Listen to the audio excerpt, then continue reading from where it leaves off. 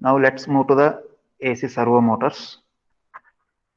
So as of now, we were discussed about DC servo motors, and we are find out the transfer function of those servo motor by using armature control method as well as the field control method.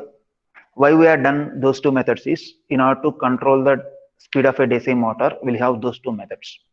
So that by in order to achieve the required speed or desired speed or desired response, we can control the speeds with the help of those two methods.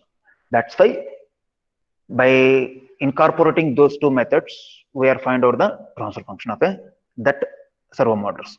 Now we'll go for the AC servo motor, and there is a lot of difference between AC servo motors and DC servo motors. Is the DC servo motors are having linear characteristics, whereas in case of AC servo motors are having non-linear characteristics. Non-linear characteristics. That is the one difference between AC servo motor as well as the DC servo motor.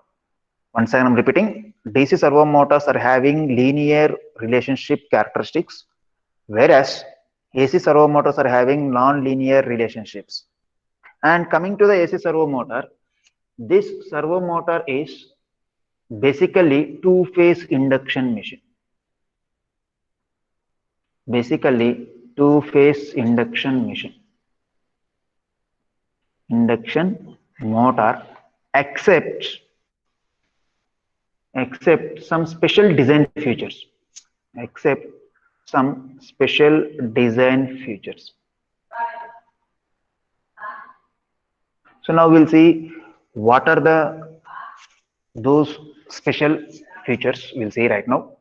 So the first one is the rotor of servo motor is built with high resistance. The rotor of servo motor, because it is two-phase induction motor, it consists of stator and rotor. So based on the rotor construction only, it may be going to be changes. So here the rotor of the servo motor is built with high resistance. Built with high resistance. If resistance is high, their X by R ratio should be small. Their X by R ratio should be small, which results linear torque characteristics. Which results linear torque characteristics. Which results linear torque characteristics. Suppose if you compare with normal, like normal induction motor, like it is a servo motor. If you compare with the normal induction motor, for that the X by R ratio will be high. X by R ratio will be high. If you compare with the normal motor, like normal induction motor, X by R ratio will be high, which results non-linear torque characteristics. Which results non-linear torque characteristics. So this is the first point. In this aspect, it may have some design feature. What is the design feature? Is X by R ratio will be small and it results linear characteristics. Whereas in case of normal induction motor, X by R ratio will be high, due to which non-linear characteristics. Now let us draw the diagram which indicates that non-linear and linear characteristics. So here I am going to take speed. On x-axis I am going to take speed characteristics. On y-axis I am going to take torque. So if you take this, if you have servo motor, will get the characteristics like this. If you have normal induction motor, will get the characteristics like this. So this is here X by R ratio will be high or large. You can take anything. And this is X by R ratio will be small. So that's why it should be some linear. It's not exact linear. It should be some linear. It's a straight line. So this is the characteristics between AC servo motor as well as the normal induction motor. So this is relates to the normal induction motor speed torque characteristics. This will relates to the AC servo motor. This relates to the AC servo motor. This is the first specification. And the second specification is the applied voltage between two stator windings should have a phase difference of 90 degrees. The applied voltage between two windings, because here I'm calling as two-phase induction motors. So two-phase induction motors means two windings. So whatever the voltage we can apply, that voltage between the two windings should be phase shift of 90 degrees. Phase difference is 90 degrees or perpendicular to each other. Perpendicular to each other. That is the second point. So here I'm writing the points. The applied voltage or excitation voltage. The applied voltage or excitation voltage between the two windings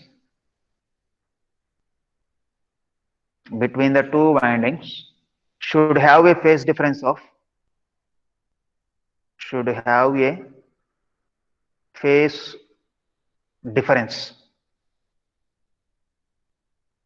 of 90 degrees. Phase difference of 90 degrees. So let me give a small example for this. So let me ask the single phase induction motor. If you go for the single phase induction motor, whether the single phase induction motor is self start or not, anyone tell me? Whether the single phase induction motor is self start or not, especially for the lateral entry. This question is for lateral entry. No, sir. No. What about three phase induction motor? Self-starting, sir. It's a self start, right? So here, why it is self start? Why single phase induction motor is not self start? The reason is presence of RMF. If RMF will be present, that induction machine will be self start. If RMF will be absent, that will be not self start. So if you go for the three phase induction motor, due to the presence of RMF, it is going to be self start. If you go for the single phase induction motor, due to the lack of RMF, it is not self start. So here RMF, what is the RMF? It is the maximum value of flux at which occurs every instant of the time. Like if you take 30 degrees, or if you take 60 degrees, or if you take 90 degrees, if you take 120 degrees, if you take any different angle, the maximum value of flux should be same. That is called as RMF. Once again, I'm repeating, RMF is defined as the maximum value of flux at which occurs every instant of the time. So in order to develop RMF, RMF is defined as it is the maximum value of flux at which occurs every instant of the time. Like if you take 30 degrees, if you take 60 degrees, if you take 120, if you take 180. So why I'm taking these degrees as a time instance is, here the induction motor input is AC.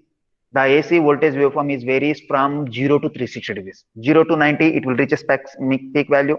90 to 180 again decreases. 180 to 270 again negatively increased. 270 to 360 again it will go for increases. So let me draw the waveform. Hey, what is this nonsense?